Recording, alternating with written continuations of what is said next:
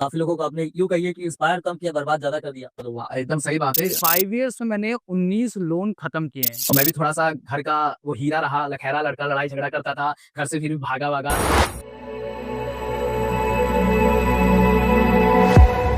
नमस्कार, बहुत बहुत स्वागत है आप सभी लोगों का हमारे इस चैनल पे। और आज हमारे बीच में हमारे साथ एक बहुत ही खास मेहमान जुड़े हुए हैं, प्रवीण जी। बहुत बहुत स्वागत है आपका प्रवीण जी। बहुत बहुत धन्यवाद रुपेश जी। प्रवीण जी जो कि एक बहुत ही अच्छे युवा एंटरप्रेन्योर के रूप में आज प्रयागराज में उभर कर आए हैं और होटल की एक बहुत ही बड़ी चेन का एक टारगेट लेके चल रहे हैं और काफी अच्छा कर रहे हैं। तो आज हम पहुंचे हैं इनके इस प्रतिष्ठान में, मौजीज होटल एंड रेस्टोरेंट के प्रतिष्ठान में, जहाँ पे प्रवीण जी से आज हम बातें करेंगे कि कैसा रहा इनका सफर इस इतनी बड़ी चेन को बनाने में और आगे की इनकी क्या रणनीति है, युवाओं को क्या संदेश है।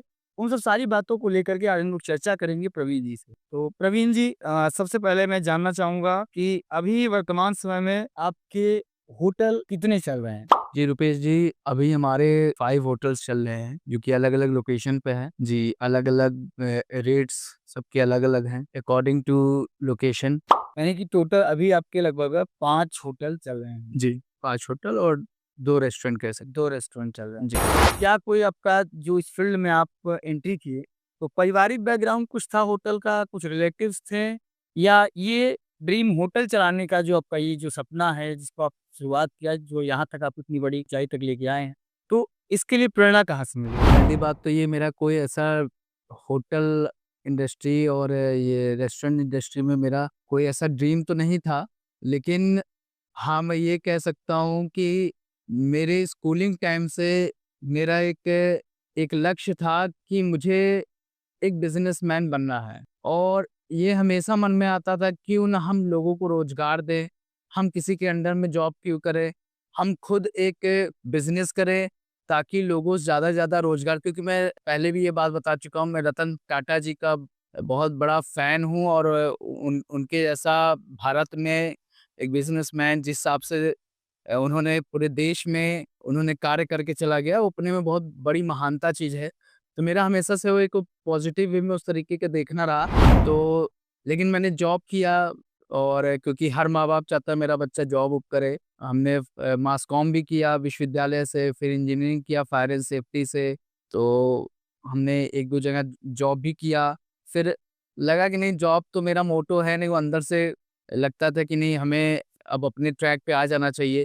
तो कई बिज़नेस हमने किया और ए टू जेड होम सॉल्यूशन करके हमने एक बिज़नेस का स्टार्टअप किया। तो मैं थोड़ा-सा उसमें फेलियर रहा, एक्सपीरियंस होता गया।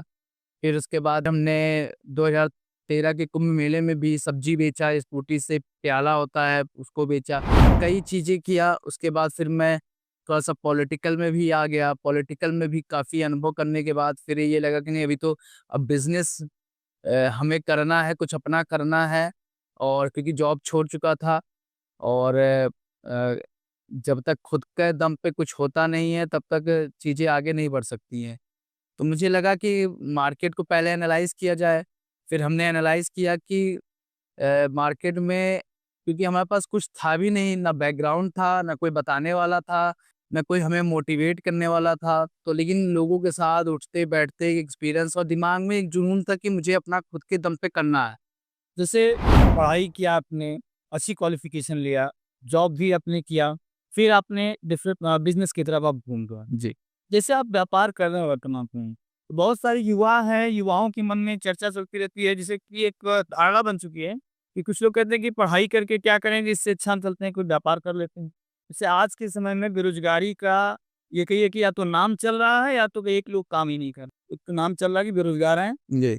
और दूसरा कि रोज़गार है लेकिन वो करना नहीं चाहते। जी। तो अगर व्यापार, अब नया जो ट्रेंड चल रहा है लोगों का कि वो व्यापार करना चाहते हैं, तो आपका तो अक्सर एक्सपीरियंस रहा है, तो क्या व्यापार करने के लिए पढ़ाई करना बहुत ज़रूरी है? या बिना पढ़ाई किए भी, जैसे लोग कहते हैं कि अब पढ़ाई क्यों ही करें? इससे अच्छा हम शुरू से रोज़गार कर लें। ये क्वेश्चन बहुत ही अच्छा रहा आपका रुपेश जी, और मेरा ये पर्सनली अनुभव है। हमें एक स्तर तक पढ़ाई भी करना ज़रूरी है, जी, क्योंकि हम जब पढ़ाई करते हैं, आप बड़े-बड़े इंडस्ट्री वालों को देखिए, बिज़नेसमैन को देखिए। और आज चाहे मैं सुंदर पिचाई को ले ले, चाहे इंदिरा नूई को ले ले, तो ये सब लोग जो पढ़ाई करके आते हैं तो कुछ और उस पे अपडेट करते हैं। उनकी नॉलेज जैसे मैं भी पढ़ाई जब कर रहा था, कई चीज़ें हैं वो दिमाग में पढ़ाई करते-करते चीज़ें और डेवलप्ड होने लगी। तो कहीं न कहीं उसका रोल मॉडल थोड़ा-सा रहता है। तो बाकी आपके अंदर जुनून होना चाहिए। जैसे आपने कहा कि जुनून होना चाहिए। एग्ज़ैक्टली। तो व्यापार जैसे अगर करना है किसी को, तो व्यापार के लिए क्या ज़्यादा ज़रूरी है, जुनून या पैसा? आज की डेट में लगभग मेरे हिसाब से लगभग 99% लोगों का ये मानना है कि भाई पैसा ही नहीं है, तो व्यापार क्या करेंगे? नहीं मैं ऐसा नहीं मानता हूँ क्योंकि मेरे साथ भी वो चीज़ें घटी हैं। मेरे पास भी पैसे नहीं थे और मेरा एक जुनून था कि मुझे रेस्टोरेंट खोलना है। व्यापार करने के लिए ज़रूरी क्या है, जुनून या पैसा? जुनून अगर जुनून है तो पैसा ज़्यादा है। जुनून अगर आपके अंदर है, आप अपना मेहनत लगातार करेंगे, पैसा ऑटोमेटिक। मैं पैसे के लिए काम नहीं करता हूँ। मैं जुनून है मेरा, मुझे काम करना है। जब हम काम करेंगे तो प्रोडक्टिव अपने आप होगा। प्रोडक्टिव जब होगा तो अपने आप वो पैसा जनरेट होगा। यानी आपके अनुसार से आपको अगर व्यापार में आगे बढ़ना है, अच्छा व्यापारी बनना है, तो पहली बात है कि नॉलेज होना चाहिए और दूसरी सबसे बड़ी चीज़ है कि जुनून होना चाहिए। पैसा और ये पहला जुनून, दूसरी पढ़ाई, अब तीसरे पोज़ीशन पे पैसे की बात आ रही है, आपके हिसाब से। हाँ, लेकिन क्या है कि अगर आपके अंदर जुनून है, जुनून के साथ जब आप चलते हैं कोई कार्य करने, तो उसमें आप कई बार गिरेंगे और वो गिरना बहुत ज़रूरी होता है। क्योंकि जब हम उसको करने जाते हैं तो पहले हम फेलियर रहेंगे। तो फेलियर जब रहेंगे तभी हमको पता चलेगा कि यार हमने क्या गलतियाँ किया है। हमको उससे सीख मिलता चला जाएगा। तो वो जुनून लेकिन आपके अंदर आएगा। जैसे मैंने स्टार्टिंग में ठेलिया लगाया। अच्छा। जिस दिन मैंने ठेलिया लगाया अल्लाहपुर में अपने घर के पास में, ये लगा मेरे फादर से लोग बोलते हैं, "अरे पटेल जी आपका बच्चा जब ठेलिए लगाना था, तो इतना पढ़ाया लिखाया क्यों?" सही बात। सीबीएसई बोर्ड स्कूल में पढ़ाया, फिर विश्वविद्यालय में पढ़ा, इंजीनियरिंग किया, जॉब किया, अच्छी जॉब करके फिर ठेलिया ही लगाना था। मैं किसी को जवाब नहीं दिया, क्योंकि मुझे पता है मुझे क्या करना है। आप जब कुछ नया काम करने जाते हैं, आपको लोग पागल समझेंगे। जब आप उसको कर रहे होंगे, लोगों को पॉजिटिव दिखेगा, तब लोग बोलेंगे कि ये कुछ कर रहा है, कुछ कर सकता है। और जब आप कर डालेंगे, तब उसको आपको वही समाज बोलेगा कि नहीं मुझे तो पता ही था ये करेगा एक दिन। क्या एज हो गई है? अभी मेरा 35 ईयर्स है। 35 इयर्स जी। अभी आप 30 बिज़नेस को रन करते हैं कितना समय? बिज़नेस को रन करते हुए हमारा ये 5 इयर्स अभी दिसंबर में कंप्लीट हुआ। 5 सालों में 2 साल हमने कोविड भी झेला। हमने खुद से झाड़ू, पोछा, बर्तन कई बार ऐसा रहा कि मैंने झाड़ू, पोछा सब कुछ किया हुआ है, बर्तन भी धुला हुआ है और इवन मैं तो ठेलिया पे भी एक दिन बर्तन धुला था एक बार। मुझे कोई शर्म नहीं है क्योंकि हम अपना काम और शायद यही लगन और यही पेशेंस के साथ आज मैं इस मुकाम पे हूँ कि मैं अपने दम पे सारी चीज़ें कर रहा हूँ और मैंने किसी का भी सपोर्ट नहीं पाया है किसी चीज़ों में। लगातार मेहनत मेरा भाई मेरे साथ लगा रहा, बैड टाइमिंग में मेरा भाई और मैं पूरे कोविड में वो अंदर किचन में बनाता था, पूरा मैं सर्विस देखता था, लगातार मैं काम किया और शायद वही मेहनत और काम रहा कि ईश्वर हमें सपोर्ट देता रहा और चीज़ें आती रहीं और 5 इयर्स में हमने अपने जो मकान मालिक ओनर है क्योंकि हमारे सारे रेंटेड हैं, सब लोगों से तालमेल, एक व्यवहार, एक अच्छा प्रेम बैठा रहा है। तो इसे 5 इयर्स में हमने एक अच्छा अपनी एक ब्रांडिंग तरीके से बना लिया। अच्छा, हमने एक स्टोरी पढ़ी थी अपनी 11th-12th में, my struggle for an education. जी, तो जैसा कि आपके स्टाफ और काफ़ी कुछ लोगों से जब डिस्कशन हुआ आपके बारे में थोड़ा-सा, तो लगभग आई थिंक 2020 या 21 के आसपास में आपने बिज़नेस 2019 दिसंबर 19 दिसंबर में। जी, और आई थिंक उसके 1-2 महीने के बाद ही शायद कोविड कोविड आया। जी, तो कोविड के दौरान ही लगभग आपने इस बिज़नेस को सेटअप किया हुआ था, शुरुआत हुआ था आपके पहला रेस्टोरेंट का ठेला के बाद। जी, रेंट भी देना था और लोन भी बनना था। रेंट भी देना था, लोन भी भरना था और इंफ्रा पे भी अच्छा खर्चा हो रहा था और इनकम आपकी लगभग 0 थी। जी, जैसा कि my struggle for an education में लड़का पढ़ने की इच्छा के लिए जी, लंबा जाना था, लेकिन उस दौरान में पैसे की बहुत समस्या थी। माताजी का भी उसके उस समय स्थिति बहुत खराब थी और शायद उसी समय आपकी माताजी का भी देहांत उस वक़्त हो गया था। मतलब बैड टाइम इतना ज़्यादा आपने झेला जो है उस वक़्त कि मतलब स्टार्टअप लिया, जैसे ही बिज़नेस को ग्रो किया वैसे ही माताजी का देहांत हुआ। फिर जैसे ही थोड़ा-सा आप आगे बढ़े, होटल में फिर से कोविड आया। वो हमारे लिए बहुत बैड टाइम रहा।